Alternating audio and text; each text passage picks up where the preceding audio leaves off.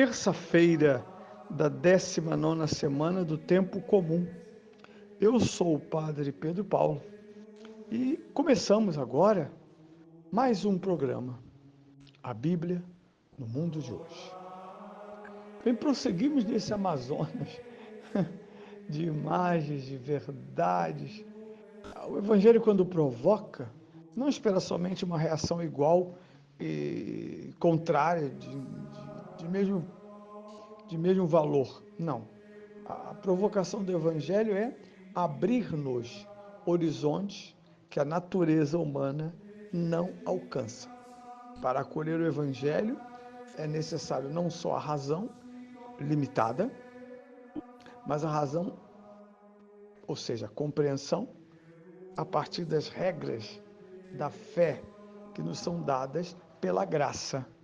Aquilo que São Tomás pontificou dizendo, trata-se da razão iluminada, uma razão especial, porque enquanto razão racional é humana, enquanto razão iluminada é uma intervenção divina que projeta luzes sobre a realidade através de uma potência ocular que é única, aquela de Jesus, o Cristo.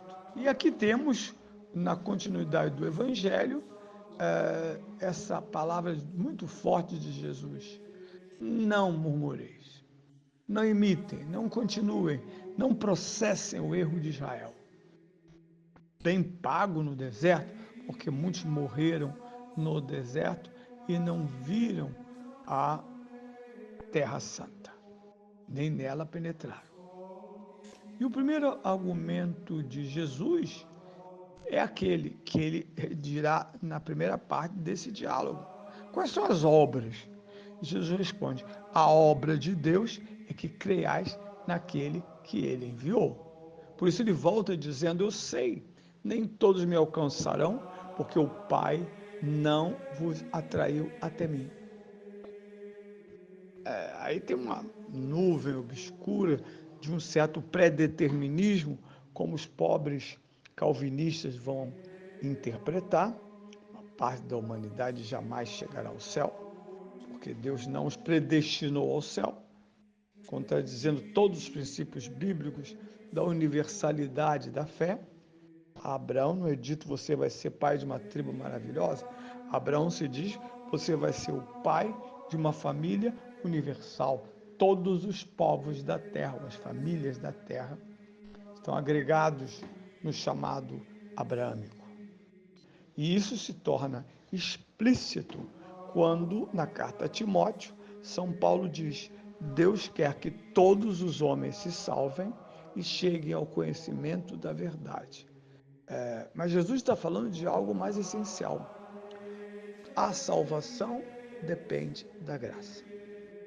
Todos os personagens essenciais na história da salvação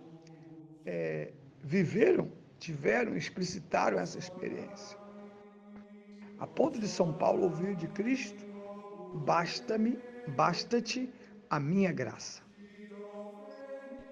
Ele que potencializou, dinamizou cada milímetro do seu ser para instruir, esclarecer, convencer, dissuadir, a grande retórica e oratória de São Paulo.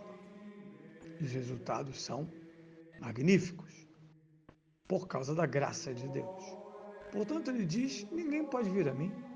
E aqui temos um paralelo com todos os sinóticos. Ninguém vai ao Pai senão por mim. Jesus é o caminho, não é um caminho. Jesus não é uma via para Deus.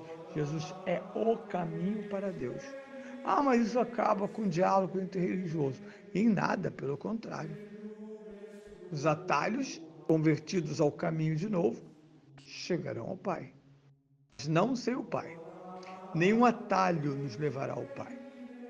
Nenhum atalho nos levará ao Pai.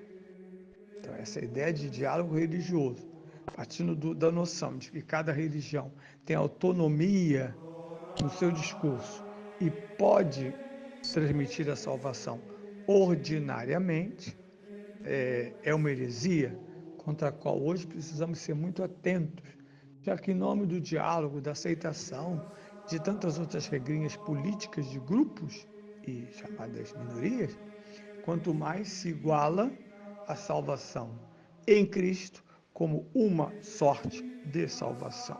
Temos que respeitar as outras formas. Essa frase que tem uma aparência moral ilibada é mentira. Mentira. O pai não mandou o filho, e antes de mandar o filho, o pai escolhe um povo. A teologia do Deuteronômio se ocupa dessa questão. Não foi o mais potente dos povos, não foi o mais importante, não foi o mais científico, não foi Atenas ou Cairo ou Babilônia, mas foi Jerusalém, o lugar da escolha, do pouso de Deus. Portanto, não se pode jamais confundir uma coisa com outra. Os que vêm ao Filho vêm pelo caminho da graça, o que ele quer dizer aqui. Vêm pelo caminho da graça. E mais ainda, o efeito deste encontro, aceitação do Cristo como única fonte de salvação universal, está na palavra ressurreição. Reunidos pela paixão e morte, pela cruz, nós somos transformados, aquilo que São Paulo vai chamar na sua carta, criaturas novas. Nós somos um novo estado de humanidade, o estado da graça.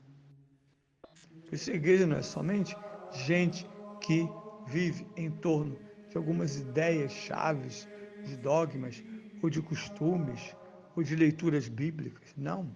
Nós fomos reunidos por um evento único e irrepetível: a paixão, morte e ressurreição de Cristo. E mais ainda, que esse é o mistério do cristianismo, a nossa participação na Páscoa. Não basta dizer que Cristo ressuscitou.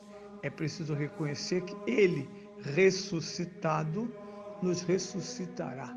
Que é o que Jesus diz com clareza. No último dia, no juízo final, só Cristo é juiz e Senhor. Só Ele. Mais ninguém. Nenhum critério, nenhum código humano, nenhuma sociedade. Nada pode nos redimir a não ser Cristo revelado. Por isso ele conclui dizendo: todo aquele que ouve o Pai, recebe o seu ensino, vem a mim. Claro que está uma bofetada com luva de pelica nos judeus. Afinal, se tivesses ouvido o Pai, me conhecerias. Quem nem mesmo ouviu a Torá, como pode aceitar Cristo? Esse tema é muito pesado, muito bonito. E mais ainda, o Pai, mistério dos mistérios trinitários, só é possível como comunicador graças a, no início, o Espírito do Pai, que sabemos também é o Espírito do Filho, que se comunica através de pessoas e de instituições. Talvez a maior instituição do Espírito no judaísmo seja a Torá, a lei. Para os judeus, a Torá é salvífica. Os salmos cantam a dimensão salvífica da Torá. Porque amo a tua lei, sou sábio, sou humilde e estou salvo. É a lei. Mas é óbvio que temos o templo, temos a Páscoa, temos os profetas. Todo um contexto de mediação. Por fim, o Pai diz à igreja: esse é meu filho muito amado, escutai-o. Por duas vezes, o filho é colocado e ungido como o filho do eterno Pai. O diálogo, como é próprio na compreensão helenística, o que é o diálogo na compreensão helenística? É que a palavra circular, ela vai, a cada vez que ela é retomada, por isso temos um vocabulário com muita repetição no Evangelho de São João, cada vez que ela é retomada, ela ganha um novo impulso para dentro. Ela se expande para dentro. Não sei se me ouvem, lembram-se de uma ficção televisiva, chamava-se O Túnel do Tempo, em que os envolvidos eram jogados em várias épocas da história humana, sempre como sujeitos do século XX. Assim, o Cristo diz, na verdade, ouvir-me e crer em mim supõe a vida eterna. Quem crê em mim tem a vida eterna. E por fim ele relança o tema, porque eu sou o pão da vida. Sou o pão dos que morreram, mas daqueles que da minha carne e do meu sangue viverão para sempre.